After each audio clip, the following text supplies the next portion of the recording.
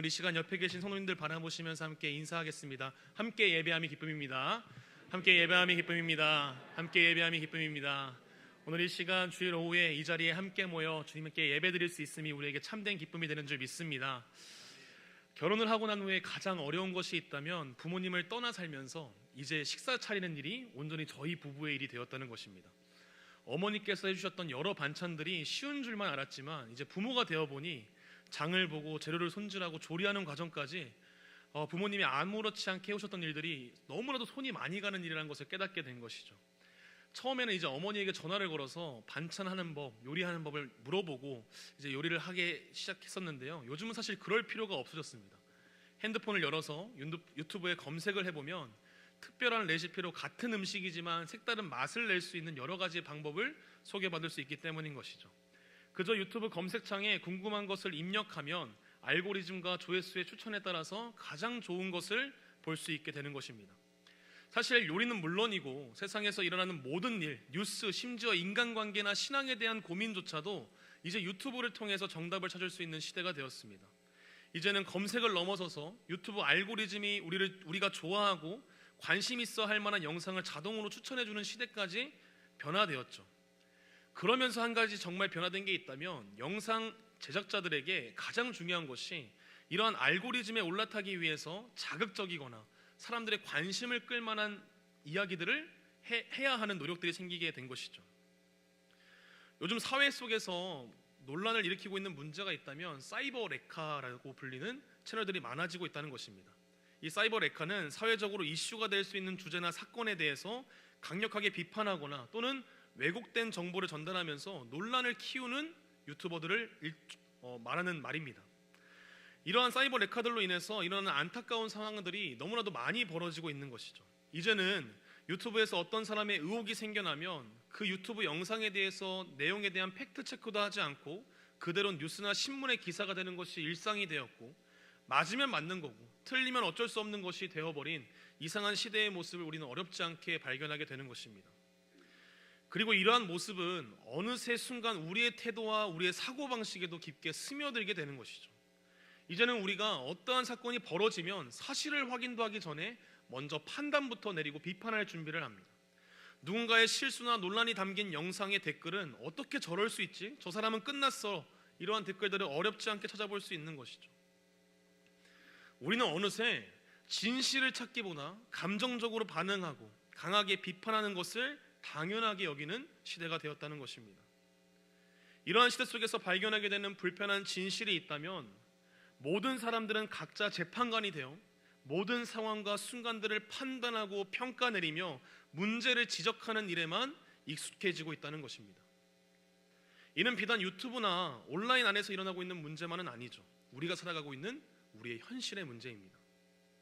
누군가의 실수를 바라보면 그 사람이 왜 실수했는지 이해하려 하기보다 당연히 이런 실수가 나올 수밖에 없었던 그 사람의 문제점을 발견하는 일이 더욱더 쉬워지고, 누군가의 아픔에 공감하기보다 너만 그런 줄 알아? 다 힘들게 살고 있어.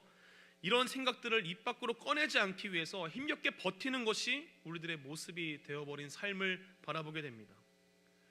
우리는 언제부터인지 알 수 없지만 사랑과 관심이라는 포장지로 나 자신을 속여가며 누군가를 객관적으로 판단하는 일에 앞장서며 긍휼의 마음이나 위로보다 상대방에게 헤쳐나가는 힘을 준다는 핑계로 상대방을 향한 비판을 스스럼 없이 내뱉고 있는 것이죠.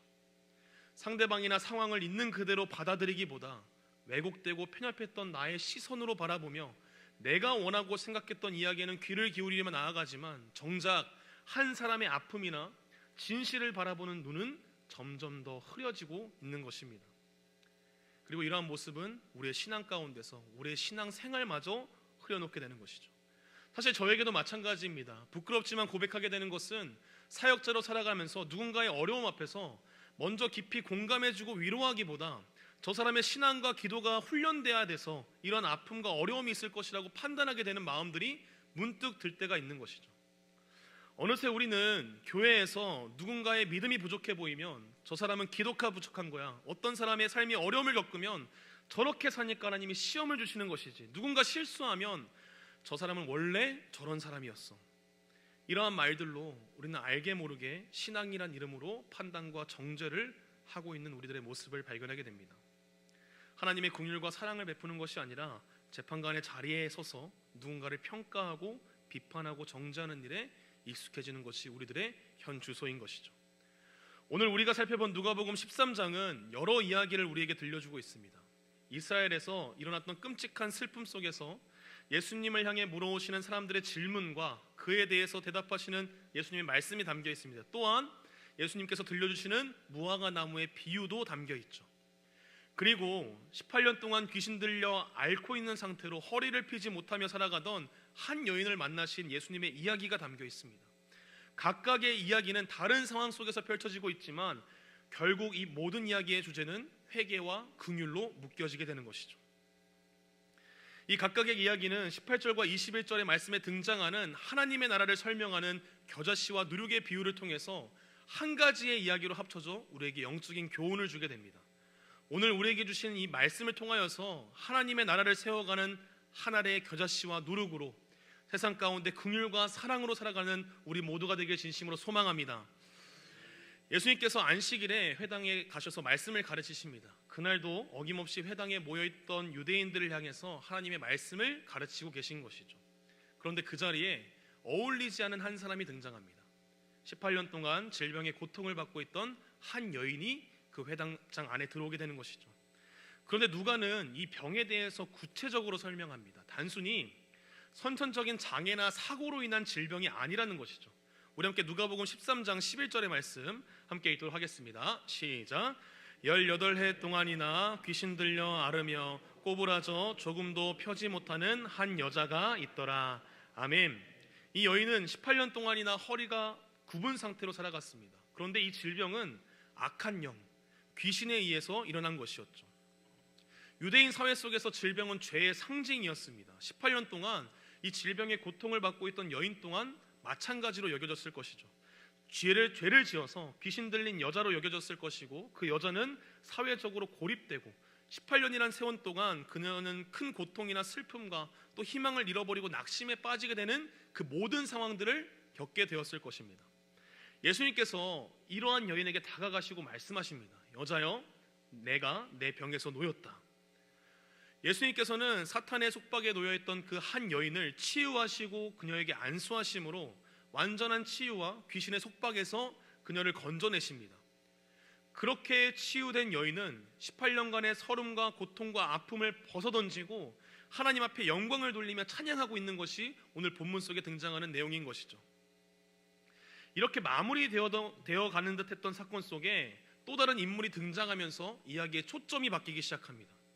원래 이 사건은 예수님의 긍휼로 한 여인이 치유받고 자유를 얻게 되는 영광스러운 이야기였습니다. 그러나 이제 사람들의 시선은 회당장의 등장과 그의 이야기 속에서 안식일에 병을 고친 예수님의 행위가 율법을 어긴 것인가 아닌가라는 논란으로 옮겨가게 됩니다. 긍휼과 회복의 순간이었던 이 장면은 오히려 예수님이 안식일에 율법을 범했다는 비판의 이야기로 변질되기 시작하는 것이죠.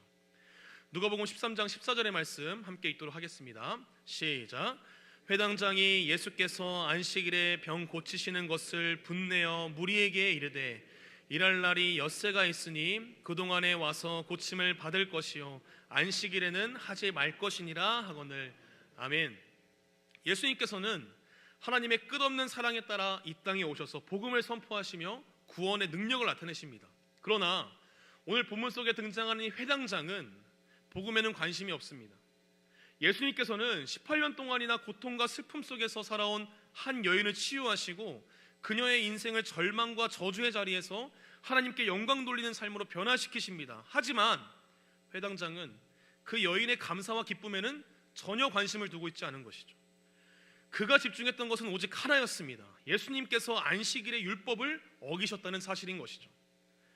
안식일은 하나님께서 명령하신 거룩한 날이며 그날만큼은 율법에 따라 그 누구도 일을 해서는 안 되는 날이라고 말을 하고 있는 것입니다. 그렇게 생각하는 회당장에게 예수님은 바로 그 귀하고 거룩한 안식일에 한 사람을 자유케 하였고 그것이 이 회당장의 마음에는 도무지 받아들일 수 없는 걸림돌이 되어버렸다는 것입니다. 회당장은 한 여인을 자유케 하신 하나님의 마음을 바라보지 않습니다. 안식일에는 치유하지 않는 것이 하나님의 뜻이라고 소리치고 있는 것이죠. 18년의 세월을 단 한 번의 순간으로 완전한 기쁨으로 회복된 한 여인의 마음보다 안식일의 율법이 지켜지지 않았다는 사실에 더 마음속에 큰 울림과 참을 수 없는 분노를 느끼게 되었다는 것입니다. 사랑하는 성도 여러분, 이러한 회당장의 모습이, 그 마음이 우리의 모습이며 우리의 마음이 아닙니까? 누군가의 변화된 모습 속에서도 이전의 모습을 떠올리며 판단할 때가 있고, 나와 다름을 인정하고 존중하기보다 율법적인 잣대를 내밀어 다른 이의 신앙을 깎아내리기도 하며, 누군가의 고통과 어려움 앞에서 마음 한편으로 통쾌함을 느끼며 하나님의 살아계심을 찬양할 때가 있는 우리들의 모습이 있기 때문인 것이죠. 예수님께서는 회당장에게, 그리고 지금을 살아가는 우리들에게 이렇게 말씀하십니다. 누가복음 13장 15절의 말씀 제가 읽어드리겠습니다. 주께서 대답하여 이르시되 외식하는 자들아, 너희가 각각 안식일에 자기의 소나 나귀를 외양간에서 풀어내어 이끌고 가서 물을 먹이지 아니하느냐. 아멘. 예수님께서는 유대인의 외식을 꼬집어 말씀하고 계십니다. 그 안식일에도 가축에게 사료와 물을 주는 것은 필요했던 것이죠. 그래서 유대인들은 구전 율법을 한 책으로 엮어낸 미시나에서 가축에게는 짐을 싣고 가지 않는 한 안식일에 가축을 끌고 나가는 것을 허용합니다. 어떤 문헌에서는 안식일에 가축들에게 풀을 뜯어먹기 위해서 여행할 수 있는 거리를 정하고 그 거리 안에서 허용되는 범위 안에서 가축을 데리고 나갈 수 있게 법을 제정한 것이죠. 유대인들은 자신들의 가축을 위해서 안식일에도 일을 해야 했고, 그들은 가축을 위한 자비를 베푸는 행위로 암묵적으로 그 율법 안에서 인정하며 율법 안에 허용된 일처럼 여겼던 것이죠. 회당장과 그의 의견에 동조한 자들은 예수님의 입장에서 이렇게 이야기한 것과 별반 다르지 않은 것이죠. 안식일에 자신의 가축에게는 자비와 긍휼을 베풀지만 사람에게는 그렇게 할 수 없었던 것입니다. 예수님께서는 회당장과 그의 동조자들에게 외식하는 자들이라고 책망하십니다. 그들은 자신들의 율법적인 해석에 따라서 안식일에도 자신들의 가축에게는 먹이를 주고 물을 마시게 하면서도 하나님의 형상대로 창조된 그 한 여인이 고통에서 벗어나는 것은 불법으로 여겼던 것이죠. 이것은 그들이 율법의 진정한 정신을 완전히 잊어버렸음을 보여주게 됩니다. 율법은 사람을 억누르는 것이 아니라 하나님의 사랑과 긍휼을 나타내야 한다는 것을 잊어버리게 된 것이죠. 회당장은 율법을 지킨다는 이유로 하나님께서 가장 원하시는 긍휼과 회복을 거부하는 모습으로 오늘 본문 속에 등장합니다. 그리고 그를 향해서 예수님께서 이어서 이렇게 말씀하시죠. 우리 함께 누가복음 13장 16절의 말씀 함께 읽도록 하겠습니다. 시작. 그러면 18해 동안 사탄에게 매임받은 이 아브라함의 딸을 안식일에 이 매임에서 푸는 것이 합당하지 아니하냐. 아멘. 예수님께서는 이 여인을 아브라함의 딸이라고 부르십니다. 이는 단순한 표현이 아니라 그녀가 하나님의 언약 백성이라는 사실을 다시 한번 강조하고 있는 것이죠. 그녀는 하나님의 자녀이며 하나님이 돌보셔야 할 대상임을 선포하고 있는 것입니다. 율법적인 형식과 종교적인 전통을 지키는 것이 더 중요하다고 말하는 시대 가운데 예수님께서는 그들에게 이렇게 말씀하시는 것이죠. 자신들의 가축을 위해서 율법을 유연하게 해석하면서 왜 하나님의 형상인 아브라함의 자녀인 그 여인에게는 그렇게 하지 않는가? 가축도 안식일에 매임을 풀어주는데 왜 18년 동안 고통받은 이 여인은 풀어주려 하지 않는가 묻고 계시는 것입니다. 그렇게 예수님께서는 안식일의 의미를 다시 한번 정의하십니다. 안식일은 단순히 일을 하지 않는 날이 아니라 하나님의 자비와 회복이 나타나는 날이 되어야 한다는 것이죠.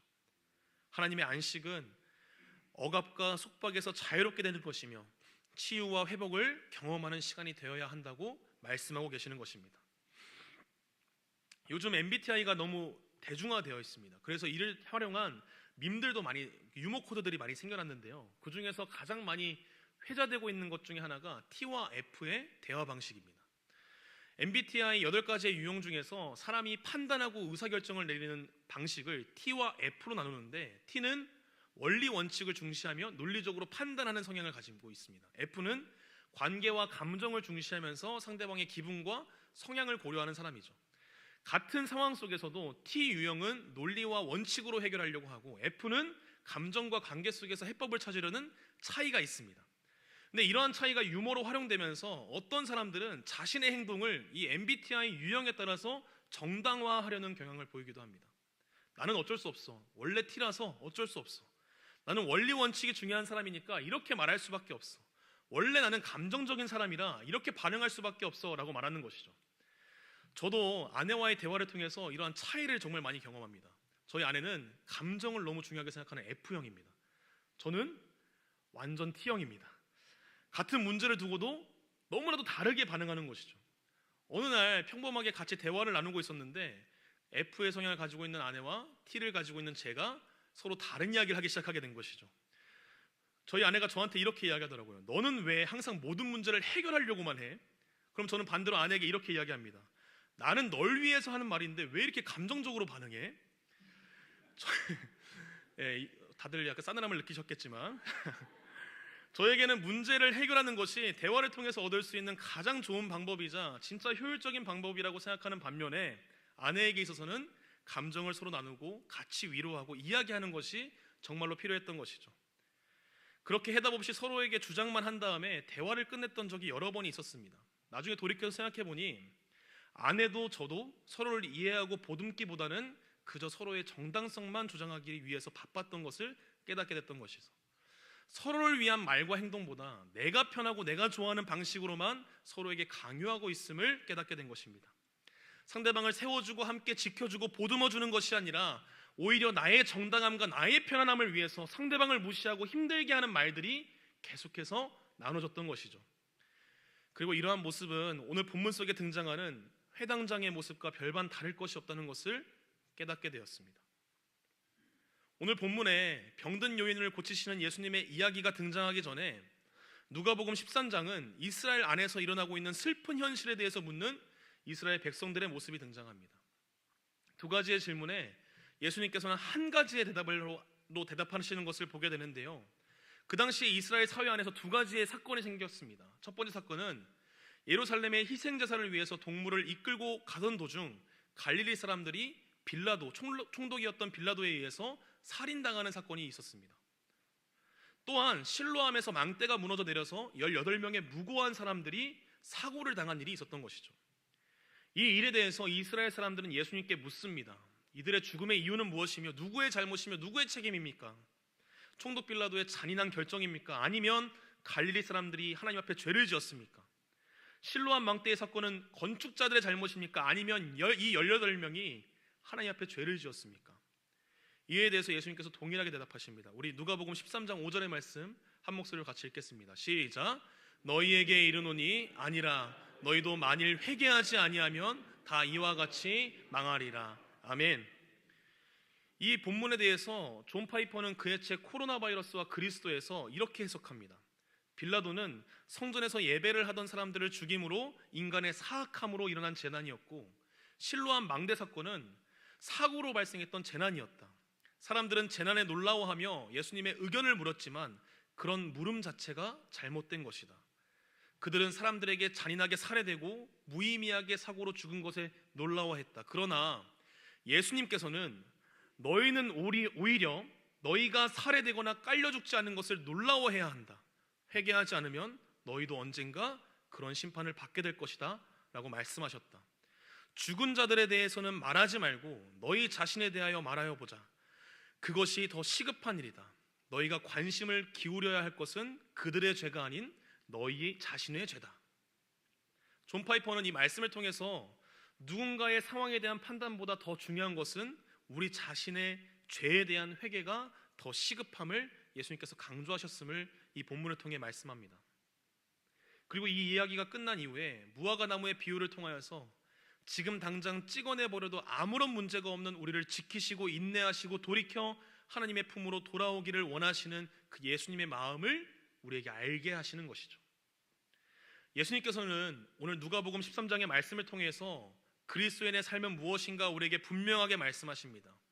다른 일을 판단하고 정죄하기보다 먼저 자신의 죄를 깨닫고 그 앞에 회개하는 그 한 사람이 바로 예수를 머리로 하는 그리스도의 지체라는 것이죠.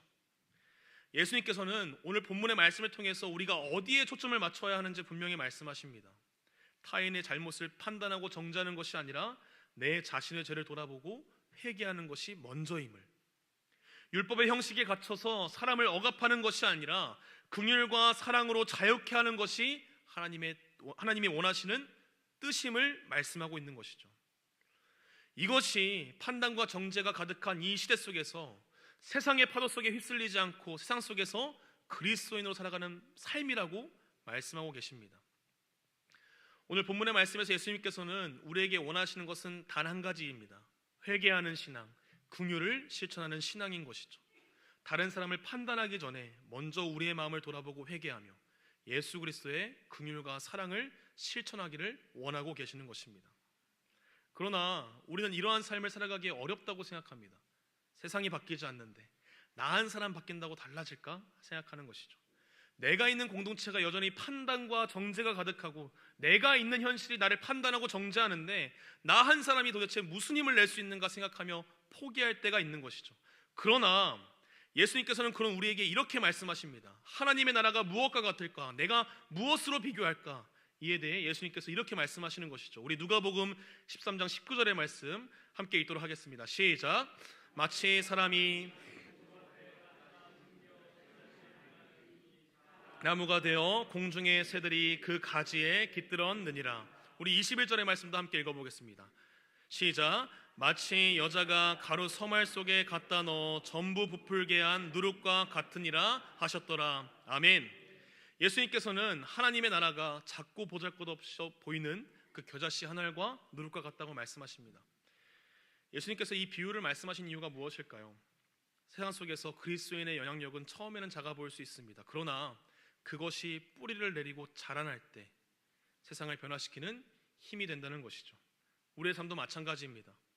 우리가 긍휼을 실천하며 사랑과 회개의 삶을 살아갈 때 그 변화는 처음에는 작아 보일 수 있지만 결국 하나님의 나라를 이루는 큰 영향력이 된다고 말씀하고 계시는 것입니다. 이제 말씀을 정리하고자 합니다. 오늘 말씀을 통하여서 판단과 정죄가 가득한 세상 가운데 예수님께서는 우리를 통하여서 하나님의 나라를 세워가심을 말씀하십니다. 판단과 정죄로 병들어가고 있는 이 시대를 살릴 수 있는 유일한 힘은 예수 그리스도의 십자가의 보혈을 의지하며 매 순간 자신의 죄를 자복하며 내가 받은 영원한 사랑과 긍휼을 세상 가운데 전하는 작은 겨자씨와 같은 우리인 줄 믿으시기 바랍니다. 우리 교회 모든 61개의 목장들이 이러한 시대의 파도 속에서 사람을 건져내는 구조함의 사명을 감당할 수 있는 우리 모든 수원포교회 성도님들 되시길 진심으로 소망합니다.